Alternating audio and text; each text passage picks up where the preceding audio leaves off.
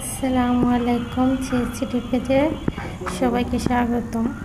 এ হচ্ছে আমাদের মাহিকে 5 থেকে 6টা পাজেল একসঙ্গে মিক্সড করে ওকে দেওয়া হয়েছে। একটা একটা করে পাজেলগুলো সব মেলাবে।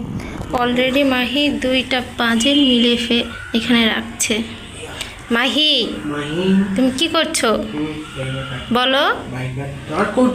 এদিকে তাকাও। না, হাইফাই না, বলো পাজেল মেলাচ্ছি।